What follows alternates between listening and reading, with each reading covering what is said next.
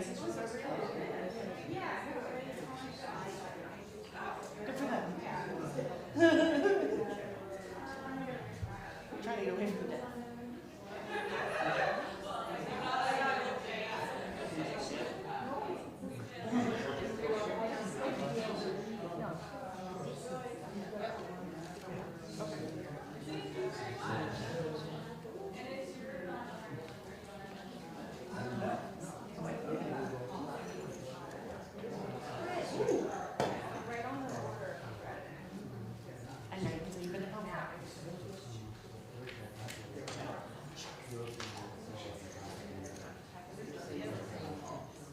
There's the artistry.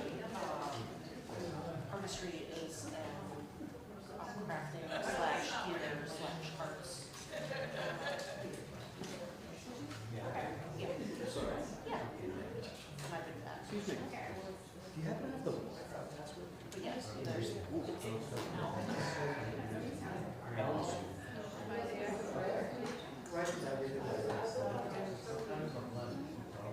Is it like for private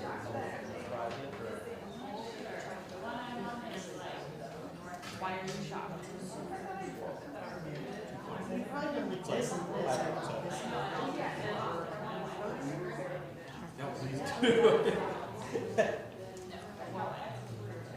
Okay, so Elm Street, all lowercase. Buddy, I absolutely do too, so.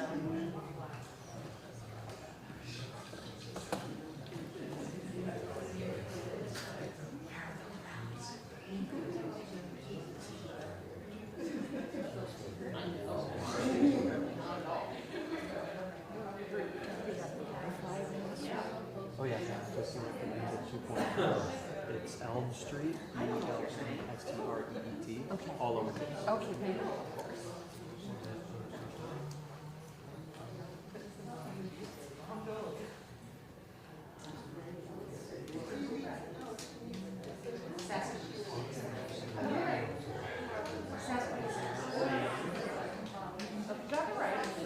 Yeah.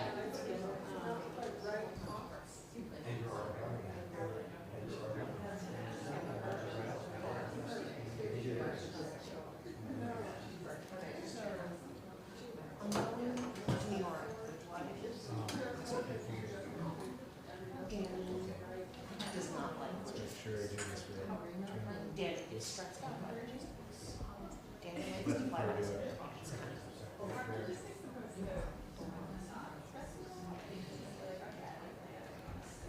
You're typing, so they're not typing. The other one.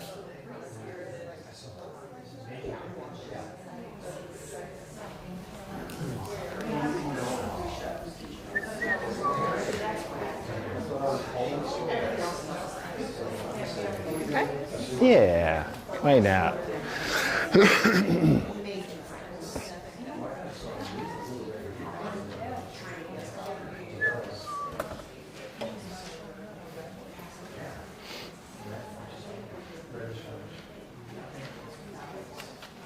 Hi, everyone. Hi. Welcome. You are in Bridge Street tonight. Dave Muska is a staff naturalist, a staff teacher naturalist here at North Branch, and has been here for about 7 years. 7 years, I think. Yeah. Yeah. And he's our resident mushroom expert, our fungi expert. I should have a microphone. I can see at least somebody is having a hard time hearing me. I will speak up, but I'm sorry, we didn't get a mic set up for tonight. So if you're having a hard time hearing me, or especially Dave, just give a little wave and we'll, or feel free to come up to the front. There's 5 seats right up front if you need them.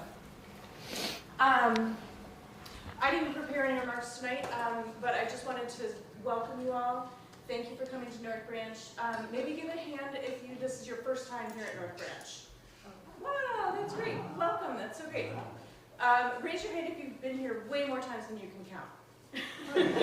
Great. And welcome to everybody in between as well. Let's see. If you're not yet on our mailing list, please sign up. Rather than passing it around, I'm just going to put it back in the lobby on the welcome desk. By doing so, you can get our newsletter in the mail. You can grab one now too, this current one. And I encourage you also to sign up for our e-news, our electronic mailing list so that you can learn about programs on a regular basis. This is more articles and big picture stuff about North Branch. So, the other thing I wanted to say is some of you may have made a donation when you signed up for this event. Thank you for doing that if you did. If you did not, feel welcome to make a donation. This is how nonprofits run. And there's a donation box right out in the lobby that you can use for that, or you can hand me a check or cash if you wish. I think that's about it. Dave, anything else I need to take care of housekeeping-wise?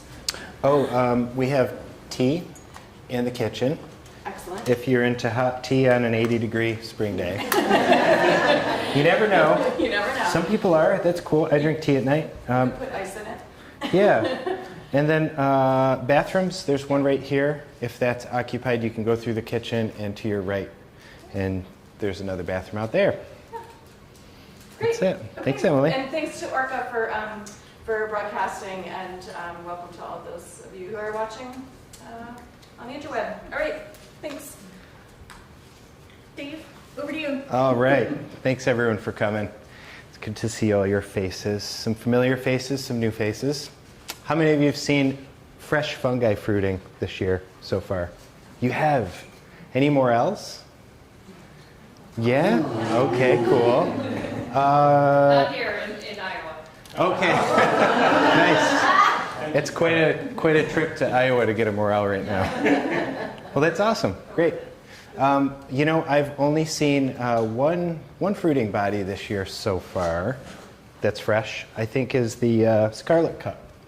You're familiar with that beautiful red cup? Yeah, cool. Well, great. We're looking for fungi today, so that's perfect. You're all pros.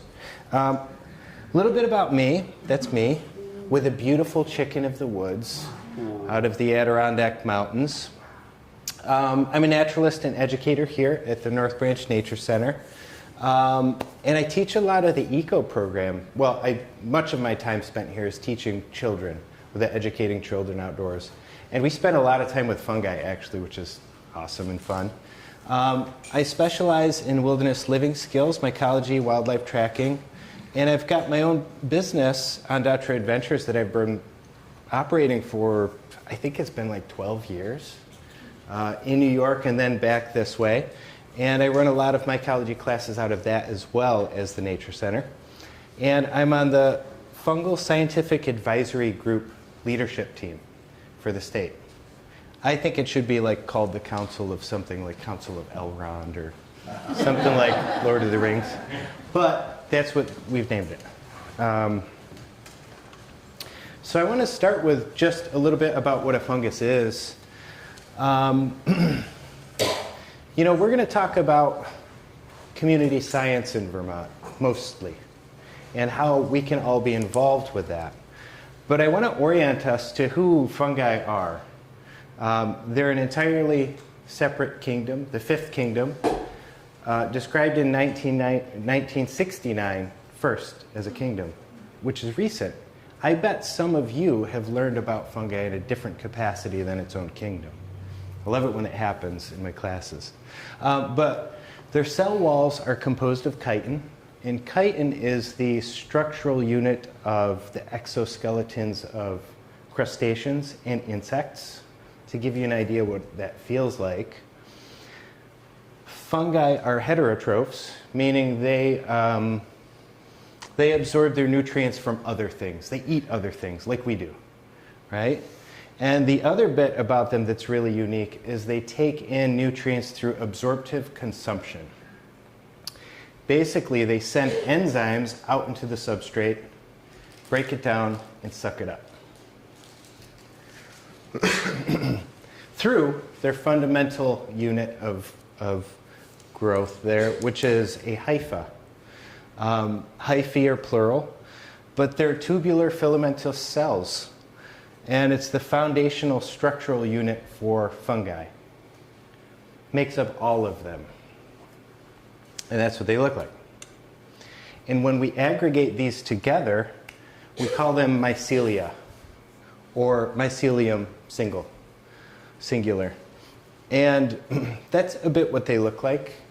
Collections of fuzzy fibers we find on the bottoms of leaves or logs, Or if some of you grow mushrooms perhaps at home, you've seen that mycelium cultivate the sawdust bag for your oyster mushrooms. And then we call the mushroom the fruiting body. And that's the whole function of that thing is spore dispersal. Evolutionarily designed perfectly for exactly what it needs to do. I would love to go into this, but we don't have time. There's so many cool things. But interestingly enough, a fruiting body like this is the product of sexual reproduction. Fungi can reproduce asexually too. They can clone themselves. Sometimes we call it vegetatively, which is a bit of a misnomer because they're not vegetables, right? They're fungi. So they're completely composed of mycelium. And these fruiting bodies come in all sorts of shapes and sizes. This is an image from Biodiversity University, a BioU class that I teach here at the Nature Center every year. The next one's coming up in September. This is a collection of fungi that we grabbed right around the local area. And we've got coral fungi, we've got mushrooms that have teeth on the underside instead of gills. There's pored mushrooms that we commonly call boletes. A huge diversity of fruiting bodies. And they have super cool and interesting ecological roles. We have, anyone recognize these organisms? I have to say, the fruiting body is separate from the whole organism, right? So when you see a mushroom, there's a whole mycelia beneath the ground or in the wood growing. Here we have velvet shank, Amanita flaviconia. I forget the common name of that one. And then the one all the way on the right, I'll give you $10 if you can pronounce that right now. That is a parasite of an underground truffle, Tylopocladium ophioglossoides. This, here's the fruiting body, growing out of an underground truffle of the Elaphomyces granulatus. This all grows here. This is all from around here. So we've got decomposers, mycorrhizal fungi, and parasites. Those are basically the ecological roles of fungi. So decomposers, we call them saprotrophs. Here we've got beautiful oyster mushrooms. You've probably seen those. They're responsible for disassembling coarse woody debris. A vast amount of carbon is stored in wood, and fungi are fully equipped to access that food source. Their hyphae grow into the wood. They actually create enzymes based on what their hyphal tips are sensing in the substrate. There's an organelle that reads the landscape and says, oh, we need to make X, Y, and Z to decompose this. We need to make X, Y, and Z to set up a wall and protect ourselves from that fungus over there. It's really complex and interesting. A lot of our really familiar... Oh, yeah, go ahead. Sorry, are we holding questions to the end, or is it okay if I ask a quick question? Yeah, hop in. How long does that take? Because the building the wall or the sensing the ground, like when we talk, are we talking about evolutionary terms, or are we talking about like hours? Hours. Okay. Hours or days. Yeah, there's some really interesting studies on oyster mushrooms, the mycelium growing through an agar plate with clean agar on one side, and then agar that has been polluted with petroleum. And it stops for like a couple of days and reads the landscape, develops the enzyme necessary to grow through the rest of the plate and consume the agar. Really neat stuff. So, to that end, these organisms in particular are really good bioremediators. And they've been used to break down petroleum pollution, maybe sopped up with straw or wood substrates out of an oil spill, for instance, and then sending the mycelium through that to eat it all up and decompose it. Really crazy. There's fungi that eat glass. Whoa. I know. I digress. And then, of course, we've got the lovely chicken of the woods, Laetiparus sulphurea. This Anyone eat this before? Collect it yourself? No. This is the first mushroom I collected on my own. It's a really fun feeling to be able to find something, identify it correctly, eat it, and not die. Yeah. It's a good thing. It feels really good. I recommend it. And then we've got the red-belted polypore, that beautiful character. You've probably seen that, another decomposer. Here's a fruiting body. I'm just going to pass this around. You all can check that out while I'm talking. And turkey tail, a well-recognizable mushroom, highly medicinal. And wine caps, the Stropharia genus. These out here in the Nature Center is mulch. For probably 6 years, they've been fruiting just on their own. I think last year was the first year they haven't. We need more mulch and we need more mycelium out there, I guess. But they're really easy to cultivate and they're delicious. So then there are parasites.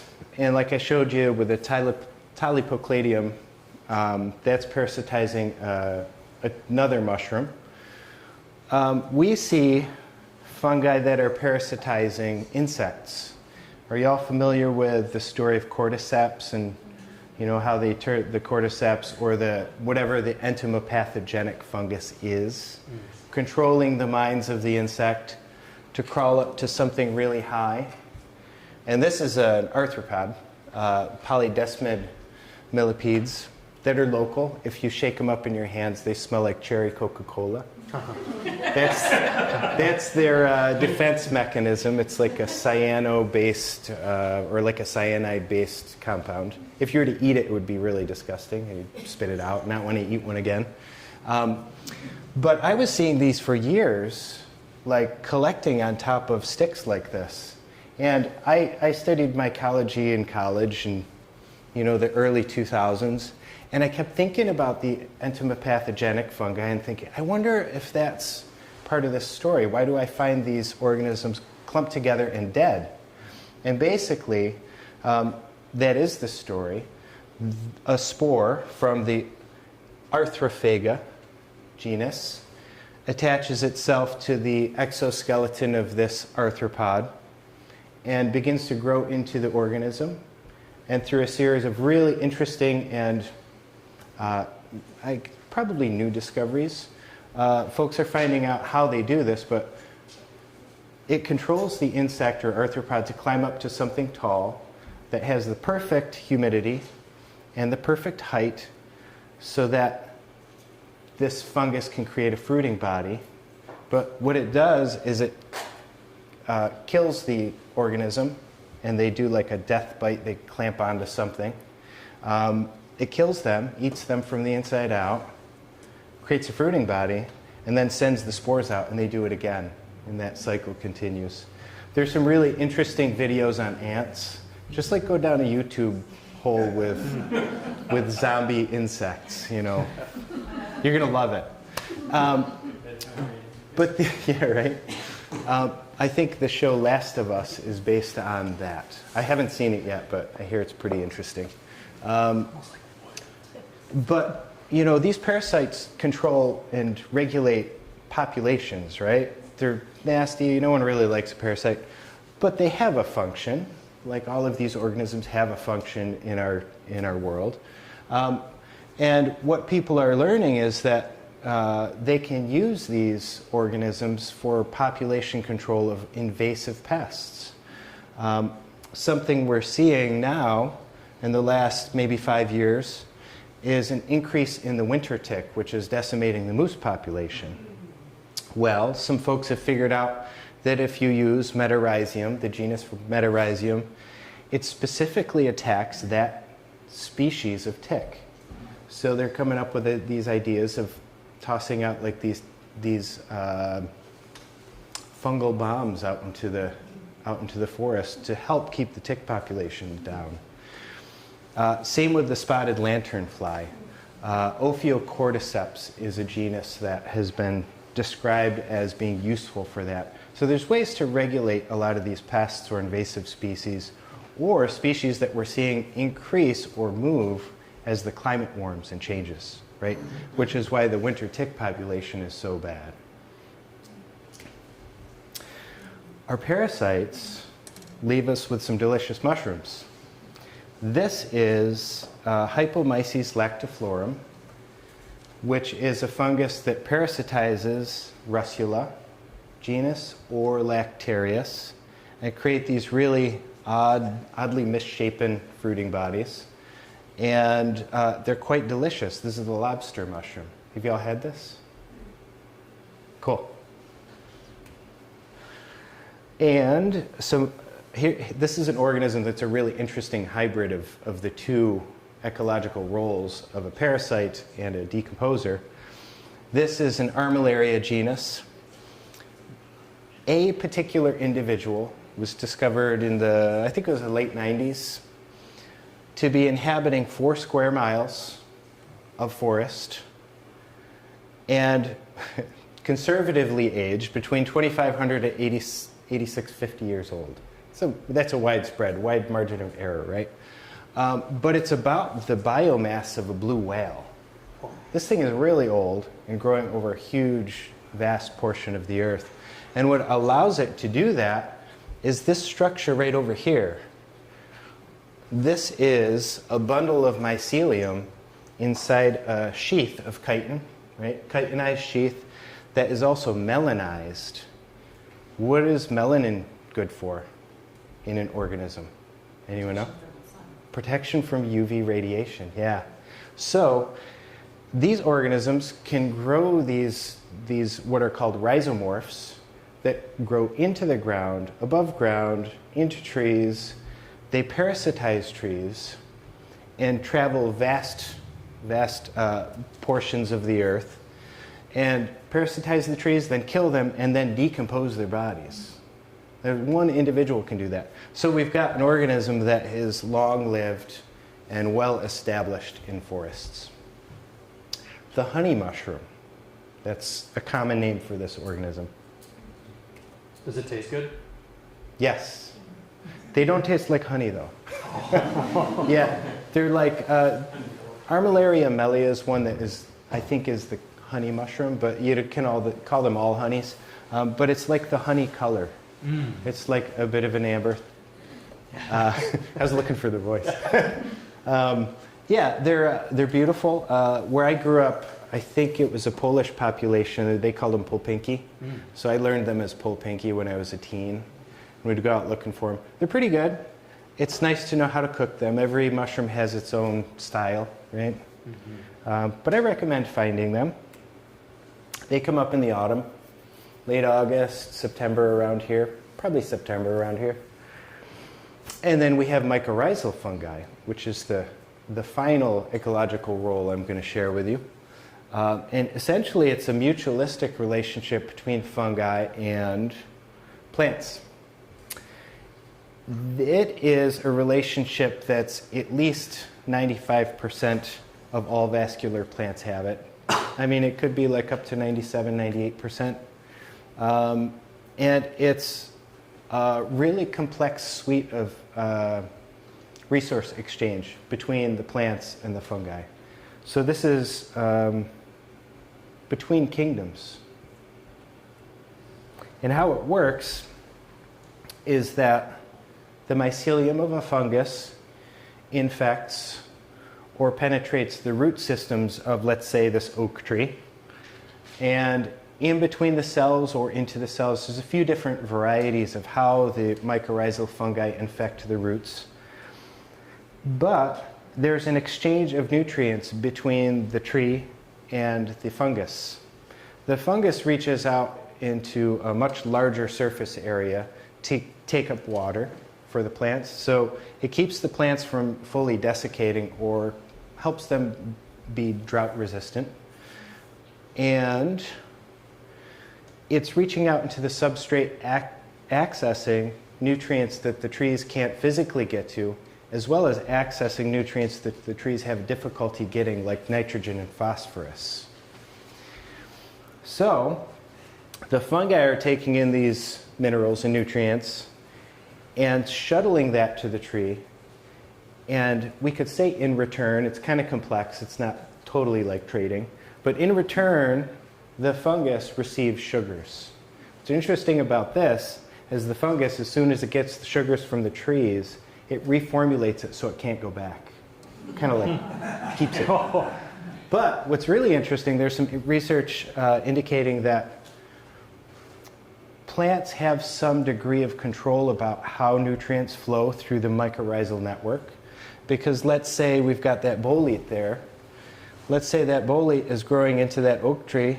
There's probably other trees that it's attached to as well, including relatives of that tree. And some folks have said that those trees can dictate where the nutrients go. When I learned about mycorrhizae in the early 2000s, we were under the understanding that the fungi were in control of where the nutrients were being shuttled. That's kind of breaking down right now based on people's research. So it's a little more interesting. And there's some really great research indicating that the fungi can hold on to resources and then shuttle them to the trees that are in need, like a tree that's ill or injured, that sort of thing, to keep that entire network of trees healthy. It's pretty complex. It's really cool. Of course, we've got the king bolete, delicious, the porcini. That is a mycorrhizal organism. We've got Caesar's mushroom. I think this is the North American species, Amanita jacksonii. And we have chanterelles. There's a few varieties here. We've got smooth chanterelles here. Black trumpets up there on the right.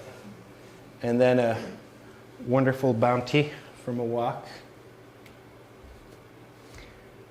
Given all that we know about fungi, would you believe me if I told you that we have only described 6.5 to 7% of fungi on Earth?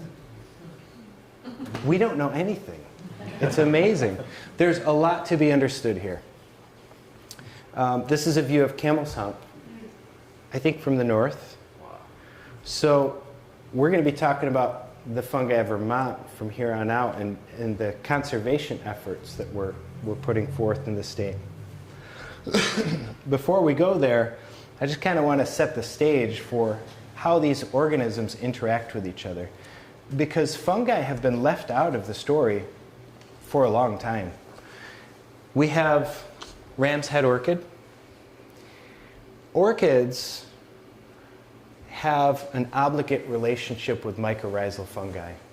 The orchid seeds lack an endosperm, and the endosperm is the initial energy package to sprout a seed. So they don't have that. So all the orchids need a mycorrhizal counterpart to infect the seed, to reach out into the substrate, supply the orchid seed with the nutrients to get started, right? Over there we've got a Russulus species. The Russulaceae have been known to be orchid mycorrhizae. Both of these grow here. I think these, anyone know their plants well here in Vermont? I think this is here, but it's rare or threatened, endangered. I'm not positive, I don't know. But that's the ram's head orchid. And then we've got, who's that in the middle? You know that one? The noisy little squirrel? Yeah, red squirrel. So, has anyone found mushrooms up in the trees in the autumn? That's from the red squirrels. So the red squirrels collect mushrooms, boletes. They love russula. They take them up into the tree, generally about like eye level for me. Not too high up, just kind of like right about here. They stick the mushroom right on the branches, and they let it air dry in the autumn sun, in the autumn wind. And then when it's dried, they collect it and they stash it in their winter food stash. So they collect this for winter food. So this is happening with fungi. If you took away the fungus from this equation, the squirrel, I don't know, maybe the squirrel would be fine. They would find other sources of food. They'd work harder perhaps, or maybe move to a location where there's more mast species of seeds. But the orchid, the orchid might not persist, right? They may not reproduce. So fungi are quite important. So about, I think it was 2022, I was invited to be a part of a group that formed at the state level called the Vermont Fungal Scientific Advisory Group.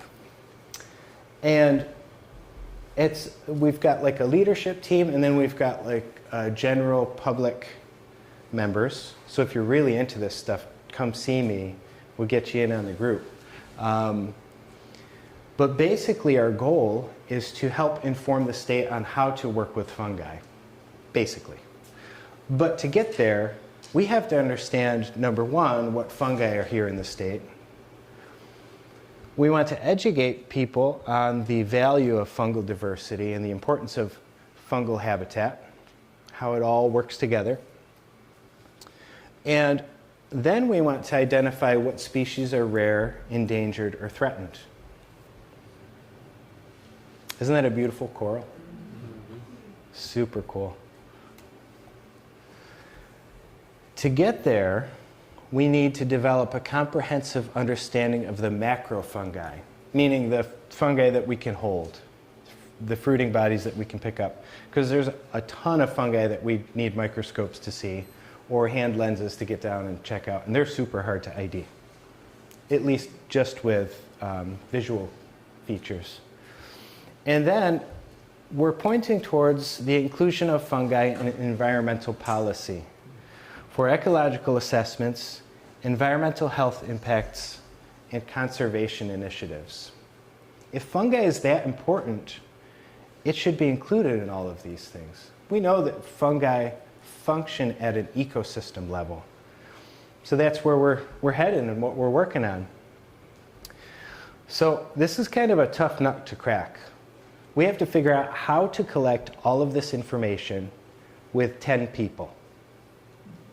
You can't. So this whole thing is volunteer, by the way. This is just, we want to make this happen. So we came up with this idea of utilizing a really common platform called iNaturalist. How many of you have used iNaturalist before? Cool. How many of you heard of it? All right. So iNaturalist is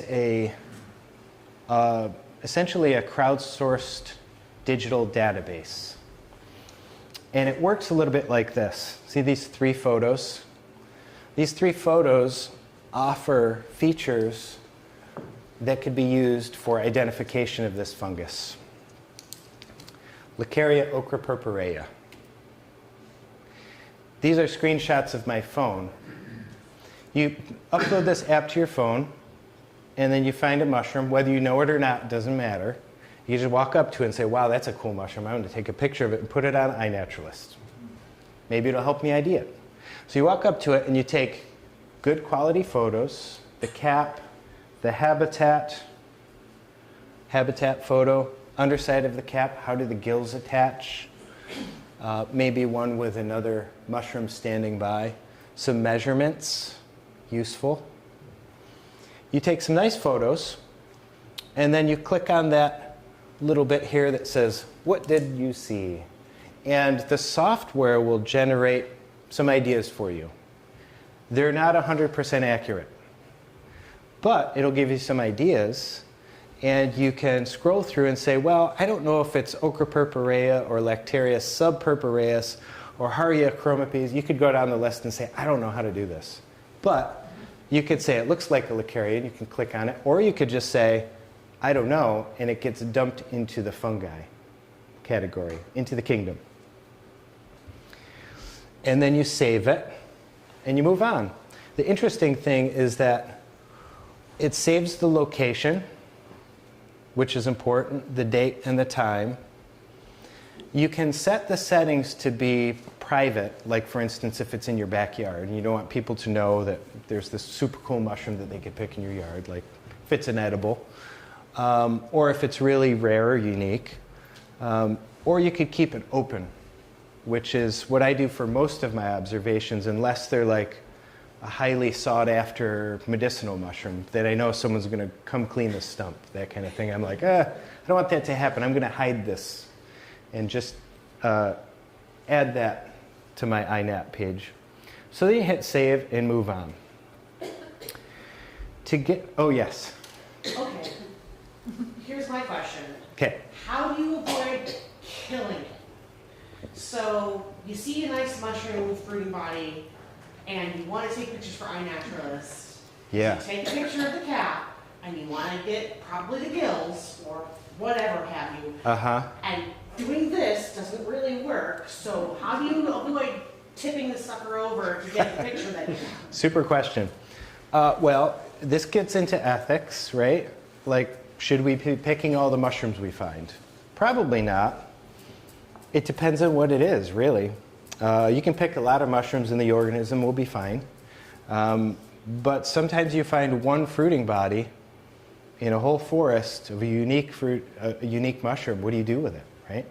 Well, if you don't want to pick it, you can get clever with your phone. You know how you do selfies like this? Send pictures to people? Just flip the camera around, put it underneath the cap, and take a photo. You know how that function works? That's one way to do it. Or you could pick it and tip it over and take a picture. I guess. I mean, there's not a great answer for it. Yes? This one between open and private is obscured. Yes. And that's important because obscured is still, if you make it private, it's not useful for research purposes. Yeah. Obscured will keep it from people knowing exactly where it is, but it's still enough geographic information to know that it's in the county and for research purposes. Yeah, good point. Yeah, so there's different features on how you make this private or obscured.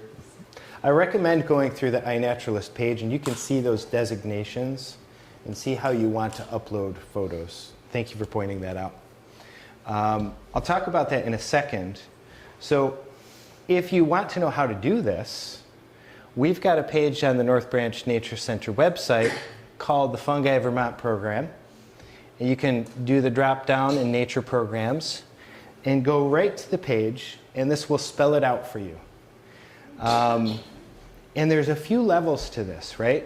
So getting started, how to join. You don't have to join anything. You could just upload photos, but this is a really great resource to look in on. I recommend it. You can record good observations. That's step one, how to take good observations. Step number 2 is what we call better, which would be adding more notes, more details about the location, the fungus, what to measure, that sort of thing. And then step 3 would be, I take a picture of it, I record really good notes, upload it to iNaturalist, and I want to preserve the specimen as a voucher specimen so that we can do DNA analysis on it. So a lot of these fungi that we see in North America have relatives that look sometimes identical in Europe, or sometimes close enough that we don't readily see the difference. And with genetic analysis, genetic barcoding, we're finding that there's way more species here than we expected. Like, for instance, Amanitas. Like what we expected, one species to be has been broken out into 3 or 4 different species and continuing. And people are we're finding more species here that we didn't expect. New specimens, new species altogether even. So this is a great resource to drop in on. This is always open, you can check it out. So what happens with these observations? Like, the ultimate goal is we're collecting information as a community.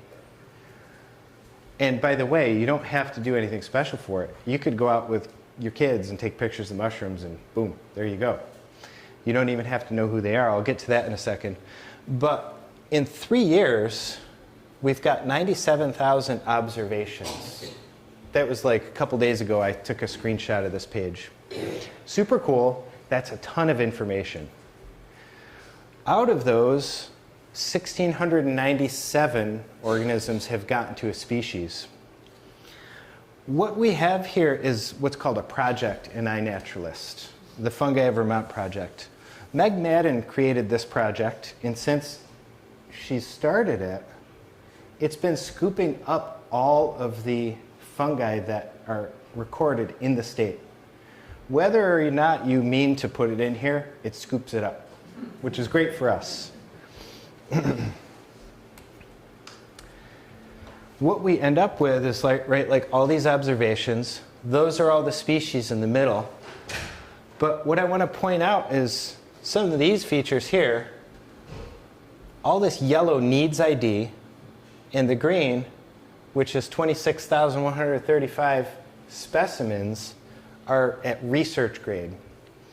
What research grade means is when you upload a photo of a mushroom, let's say that Leucaria, I put it up there, I'm pretty confident I know what it is, and I label it as such. Someone, anyone, can find it and say, oh yeah, I think that's Leucaria too. And they'll click and say, I agree. And then if a third person says it's that species, it gets dumped into the research grade bin. That's what we're looking at, the scientific advisory group and other mycologists. We're looking at what has been identified 3 times by someone. Is it fully accurate? Not at all. People make mistakes and they miss things. So out of all those research grade observations, there's a lot that are not true to that species. So we're going back and trying to suss those out and figure those out.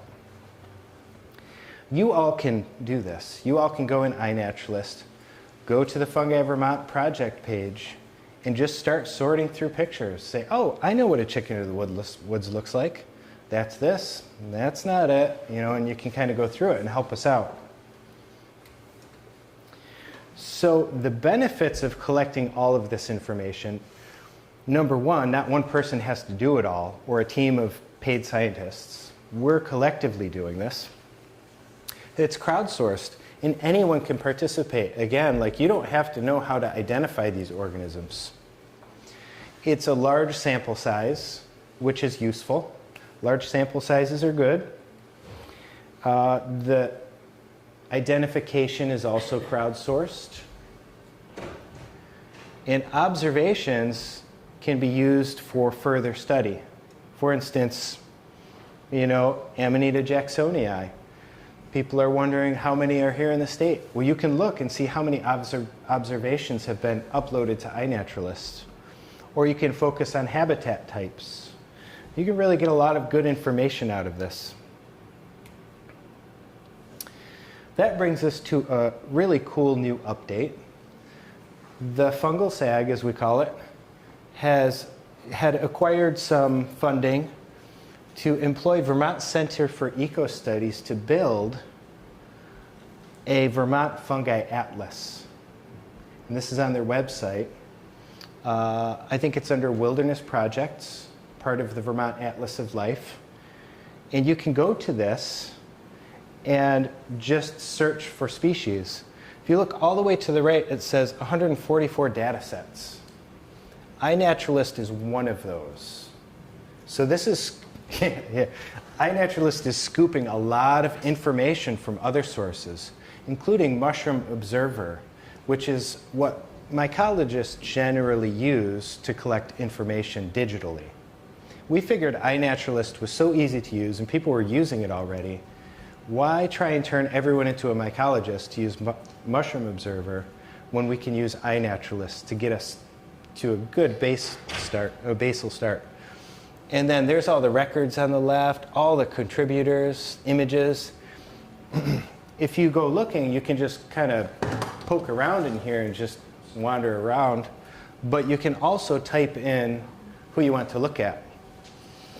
And Amanita jacksonii, you can get some great info on this. For instance, pictures. Pictures are useful. How many records have been in Vermont? We've got 195. The first record, 2011, that's the first digital record. They've been observed here long before that.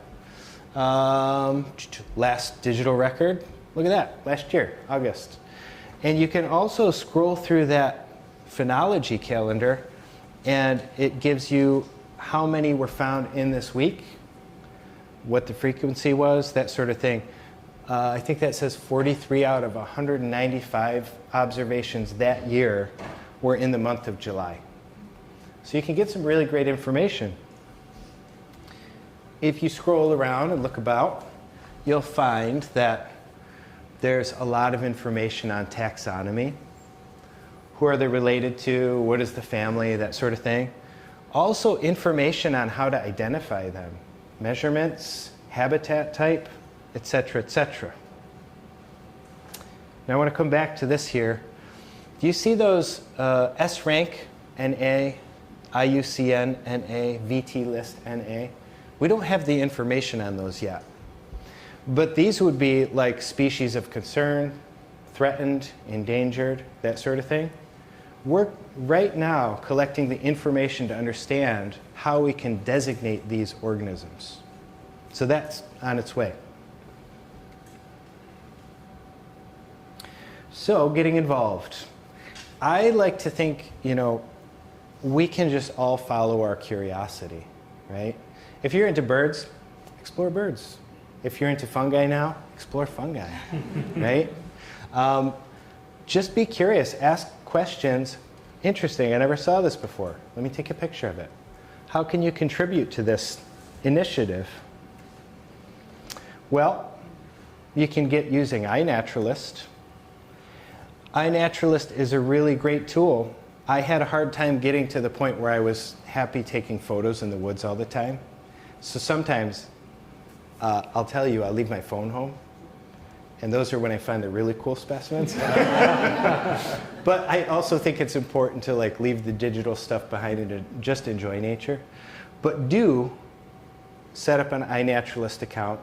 You can use it on your phone. You can also take photos and upload them at home on a desktop too. You don't have to be carrying your phone around. You could use a digital camera if anyone uses those anymore. You can confirm IDs on iNaturalist to bring the observations we have to research grade or help work out some of that identification.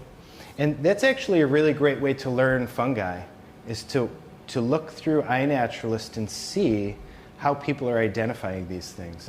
It's pretty useful. It's pretty neat. You can attend mushroom forays and classes.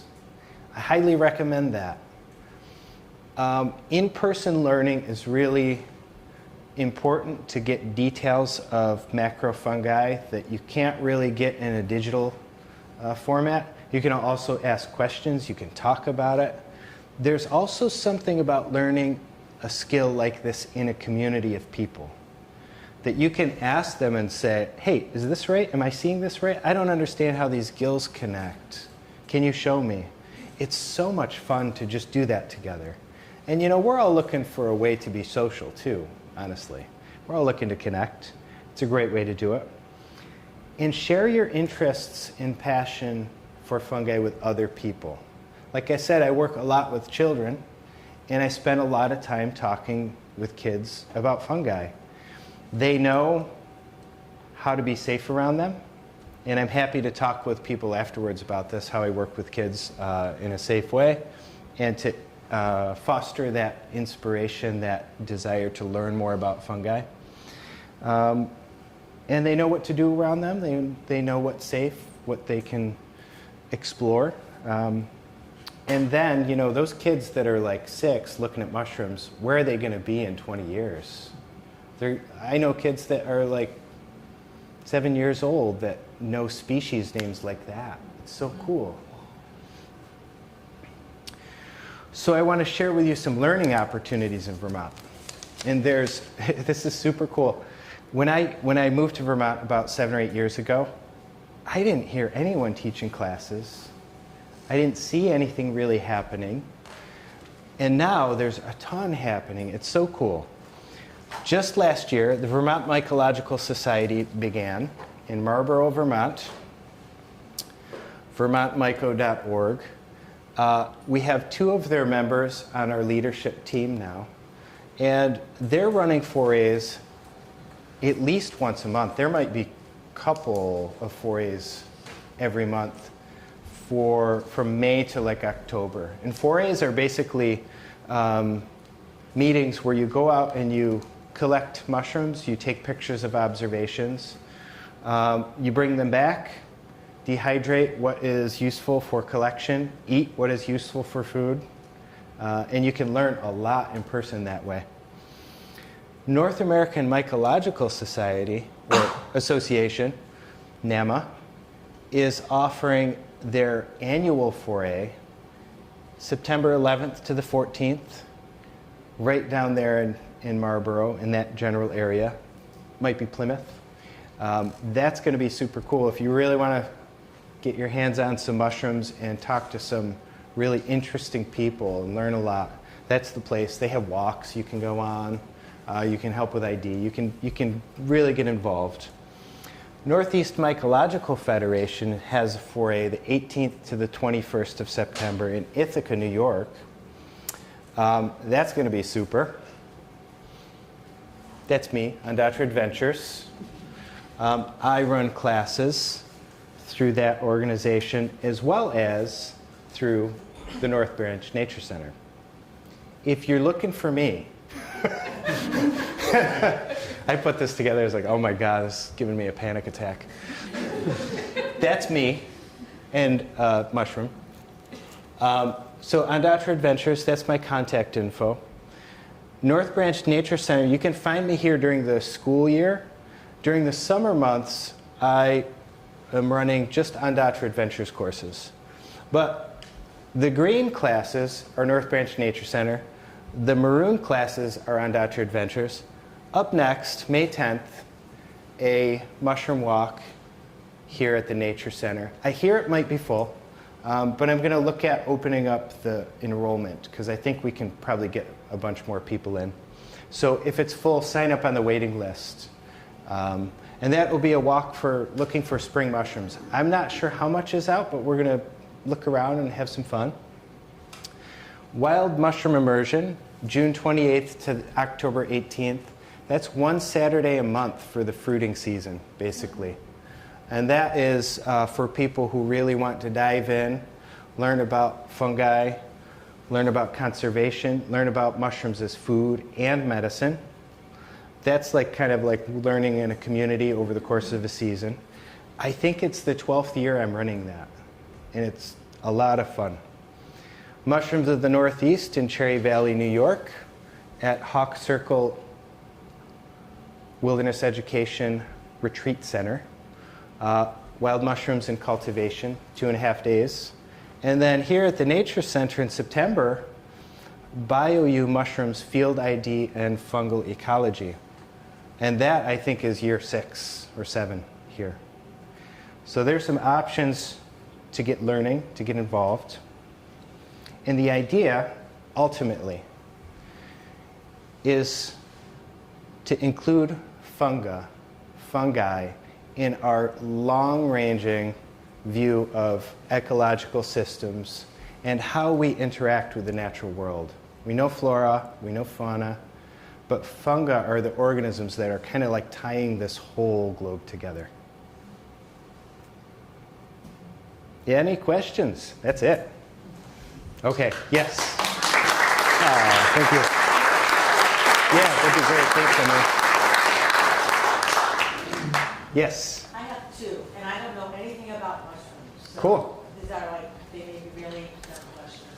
Not at all. The first one is, if I'm going to take pictures of a mushroom, I'm very hesitant to touch it because I don't know whether I'm going to get something on my hands that later gets in my mouth and then I get sick. Yeah. So I feel like I need to stay like 10 feet away from these mushrooms. But anyway, so that's my first question. My second question is, are there fungi underwater, like in lakes and ponds and oceans? Okay. Second question, yes. Okay. They're like, there's a lot of fungi. It's been a while since I've thought about them. It's been a couple years, but there are. There's, in fact, there's fungi called chytrids, which is a group of fungi that cause a chytridiomycosis. They're parasites of amphibians, and they live in the water. They infect the keratinized or the keratinized parts of the amphibians, like around the mouth and around the sit patch where they drink water from. And they cause chytridiomycosis, which doesn't allow them to properly function. They get these weird outgrowths, and it's killing a lot of amphibians globally. In particular in the jungles, like the Dendrobatidae frogs, the poison dart frogs, their populations are really diminished because of that aquatic fungus. All right, oh, interesting, I have to look that up. Yeah. As far as touching mushrooms, it's really great you asked that question. The only way you can poison yourself is by ingesting mushroom parts. So you could hold the destroying angel. You could crush it up and take a nap with it. Don't do that. But what I'm saying is you could handle them as long as you don't ingest mushroom parts into your body. What if you you pick it, there's lots around, so you feel like it's okay to pick it, Uh-huh. so you can take a photo, but now you've touched some of the liquid or the goo or whatever. Yeah. Yeah. It's fine. There's nothing that's going to come out on your hands that is going to poison you. Okay. The only way you'll poison yourself is if you take a piece of that mushroom and eat it Okay. and swallow it. It's a really good thing to know. So, in fact, working with children, I set up a little wider boundary. Like, I tell them, don't touch any mushrooms until you know that it's not poisonous, right? Just a little safety in there. And that's especially important for really young kids. So number one poisonings are toddlers and puppies. Puppies and toddlers are the individuals who get poisoned. So something about mushrooms, we want to eat them, right? I don't know. So I tell the kids, don't touch the mushrooms. We can look at them. We can listen to them. We can draw pictures of them. We can talk about them. We can sit with them. But until an expert or someone that knows how to ID mushrooms sees it and says, this is a mushroom you can touch, it's safe to touch, I don't have them touch it. Now, there's a lot of fungi that are really cool to touch, like jelly fungi, the ones that are like jiggly, especially jelly tongue, the one that looks like a tongue emerging from a log that jiggles, pseudohydnum, yeah. So they're worth exploring. They're tactily interesting, but you can't poison yourself by picking one, tipping it over. You know, extra safety, if you're worried about it, you can always wash your hands afterwards, right? To just make sure there's no bits and pieces under your nails or anything. But generally, that's not really enough to do any damage. But mushroom poisonings are serious. I would check out the North American Mycological Association's webpage and look up the poisonings. They have a whole registry of poisonings. You can find out what people have eaten and poisoned themselves with, how it happened. You can find out how the experts poison themselves, which is interesting. Doesn't happen much, but it happens, you know. Good question. Yes? So this is when it comes to foraging. At first I heard that, like with morels, for example, that you shouldn't, if you find a patch, don't take them all. Just take maybe about a third of them and leave the rest. Because they need to spore. And then I heard that, well, as long as you harvest and you're using a net bag so the spores can fall out as you're going along, then it's okay to harvest them all because it's more like picking apples off a tree. You're not killing the organism, just taking the fruit.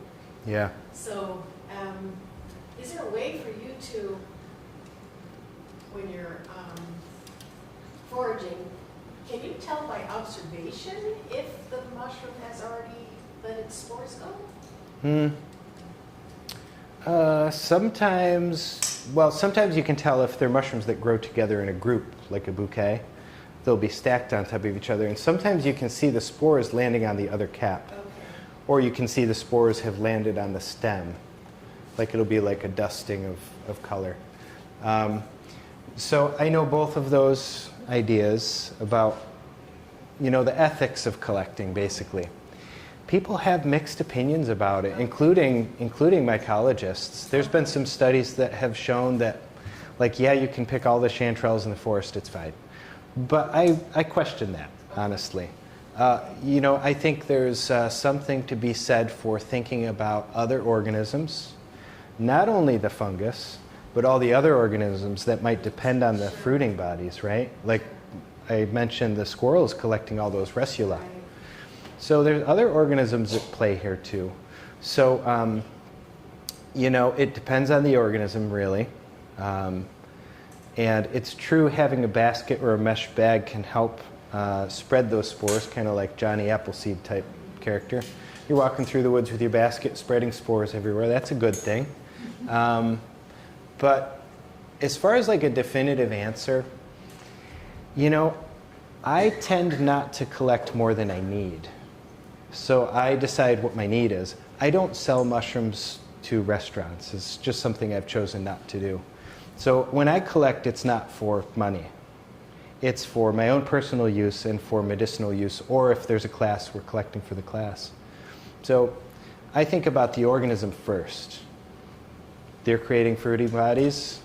They must be necessary, right? So I will collect maybe 50% or 25%. It really depends on what it is. But if you find one morel, do you eat it? I'd probably pick it and eat it. You know, the other thing is, like, there's, you know, you can kind of lean on this. There's probably more around that you haven't seen yet, or they're going to pop up. There's been some interesting studies that show, like, you know, fruiting will sometimes propagate more fruiting too. And you can actually force mushrooms to fruit in cultivation that way. Like, you collect them, then you kind of starve them and dehydrate them and then water them and then they fruit again. There's some really interesting things with fungi. So they're not quite like plants. They don't function like plants. Chances are the organism's okay, but there are fruiting bodies that people haven't seen before from a species. There's been some interesting studies where some folks like set up an acre plot and they followed it. They followed the fruiting for like 20 years and they're still finding new specimens in that little bit. So it's a complex answer to a complex question, I guess. Yeah, but use your best judgment. What feels right? Yeah. Okay, yes? So we cultivate medicinal mushrooms at home that we forage. Or we cultivate and we also forage. Cool. So this is like our first winter doing that here in Vermont. So I've spent my time in the winter with some chaga, with our birch polypore, whatever.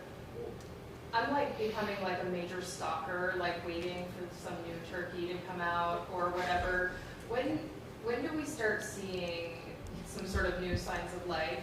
Like we own 10 acres by Northfield, and okay. I'm becoming like a creeper. Like I've got a couple of logs that have some old white turkey on it, and I'm just touching them. Like, do you guys want to like start again? Yeah.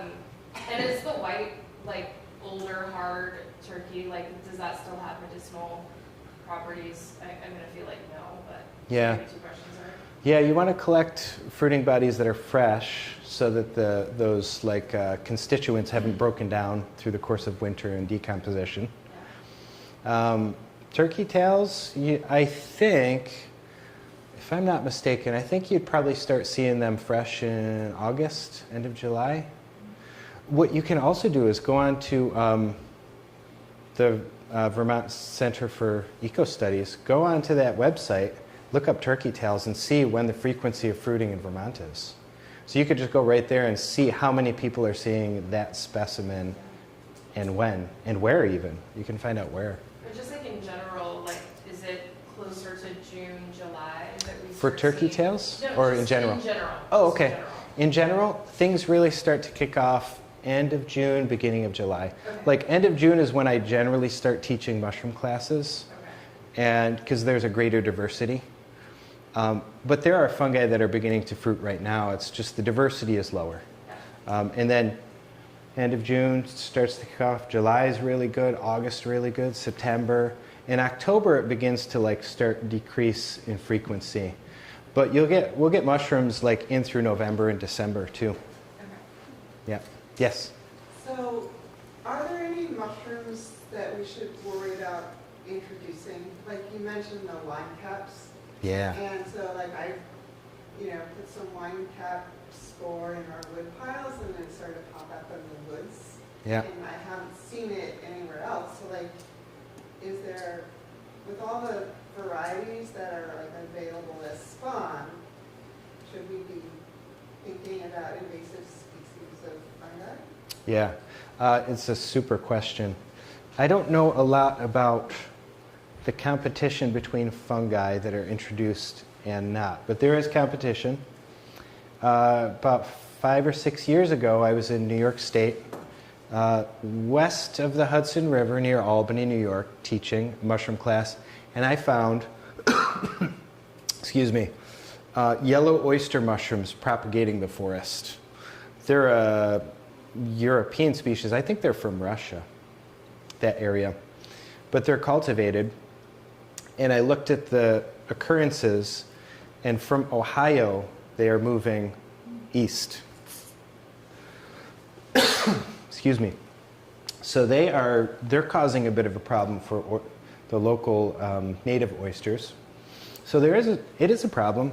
I don't know if anyone's really gotten a handle on it yet. I think you could probably take one species and study that and see how it's affecting everybody. But it is a concern. As far as wine caps, I don't know their natural history.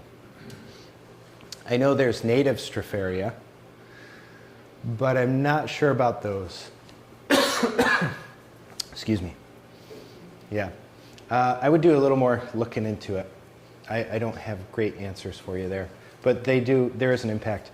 Actually, one thing I can say, when you're buying a mycorrhizal dip for your plants, make sure they're native mycorrhizae. That's something we're seeing where there's just like a host of mycorrhizae that people are putting in this powder that you put on the end of your roots, and then you're introducing a non-native species to the soil structure. I know that's something that's a bit of a problem now. Yeah, super. Okay, yeah. Hi. Hey. I love taking photographs of mushrooms. I don't know how to identify them, and I've never foraged. So I have two questions. One is, people who forage for mushrooms, are you only allowed to forage on your own property, or do people forage on state land or anywhere? So that's one question. And the other is, I think you mentioned that you could take photos that you stored on your computer and upload them to iNaturalist, and I know where I've taken them and when, but it's not going to have the GPS information. Is that still okay? Yeah, you'd be surprised. It depends on how you're taking the photos. If you're taking them with your phone and you haven't changed any of the settings, chances are the GPS location and the time and the date is nested in with the photo. And when you upload it, it all gets sucked into iNat. Yeah, well, some I've taken with a digital camera. Okay. Yep. So those, knowing that it's in Vermont alone is helpful. Knowing the exact location is better, but if you don't have that, you can still upload them. And I think, I think you can type in the location. I do that a lot with my camera, and it pops up a little map, and there's a blue dot, and you can just take it to where you took the picture. Yeah. So I take a lot of photography in Florida, then I come home and I'm sorting through my pictures, and I'm like, oh, I didn't post that one, but I know where it was. Mm-hmm. So Yeah. you can do it after the fact. Cool. Good. Great question. Did I answer them? And yeah, Was there another thank one? you. But then there's the one about where you're allowed to forage. Oh, foraging, right. Check on the state's websites. Of course, private land, is the best. I'm pretty sure that on state land it's okay to forage. Generally, most towns don't have, in Vermont at least, don't have any sort of prohibition on that, unless you're collecting for sale. And that's where I think it changes. So generally what I'll do, like for instance for 4As, or if I'm bringing a class somewhere, I'll contact the state and say, hey, I'm going to bring a group of people to this area. can I have permission to collect for scientific purposes, that kind of thing. And they're generally really great about it. So collecting for yourself on state land, I think, is just fine for food. But it would be worth double checking. Yeah. Yeah, check with the state's website. Yes? More of a comment, going back to that question about touching mushrooms. My mother tells me that my Polish grandmother who immigrated here used to touch the mushroom on her tongue to help identify whether or not it was edible or not. Yeah. And she lived to a ripe old age. And she made it. Right? That's like a testament to you have to eat it, right? To poison yourself. So I'm glad you brought that up. If you look through some of the field guides even, you open up a field guide and it'll give you all the details of the fungus, the fruiting body, and then it'll say it tastes acrid. And you're like, oh man, I gotta taste this thing? Well, I don't recommend tasting something unless you can get it to the genus and you're confident like it's right about there. In which case, like, don't do this for a little bit. You need to learn some skills first. But the idea is there are fungi, and you hear this a lot from, immigrants that know that this group of, for instance, these group of boletes, there's ones that you can nibble on and they're acrid or bitter. You don't want to eat those, so you spit it out and leave them. But then there's some that look almost identical that if you put them in your mouth, they taste good. And that's like another identifying characteristic that people have used. So a lot of times when people come to North America, they poison themselves because they're different species, but they look pretty similar. So they're like, oh, cool, this is the mushroom I grew up eating. And if you think about people in their local bioregions, like let's say Poland or, I don't know, Slovenia, something like that, they're in a village and their grandparents brought them out into the hills to the same places, and they know that there's 3 or 4 species, or maybe 2 species that look similar. And one of the ID characteristics is one tastes bad and one tastes good. And you eat the one that tastes good. So like, it's not necessarily the best diagnostic, but it works in some conditions. But there is something to tasting a mushroom and then spitting it out and rinsing your mouth. Again, I recommend being in the presence of someone who's done that can tell you this is okay to put in your mouth and taste. Right. And this one, if you accidentally swallow it, you'll die. You don't want to be in that situation. Good question or comment. Yeah, cool. Awesome. Well, if anyone wants to keep in touch with me through the summer, I've got an email sign up. Think of donating to the Nature Center to keep programs like this moving. We do a lot for the community and a lot of subsidies for programs, including school-age programs through the ECO program. A lot is offered through donation. So do consider donating. And thank you all for being here.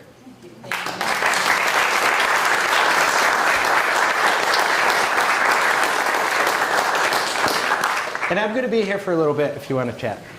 I'm not rushing. I am rushing. I'm not rushing out. Thanks, Dave. That was great. Yeah, thanks, Emily, for your help. Thanks, George. Hi. You're very interested in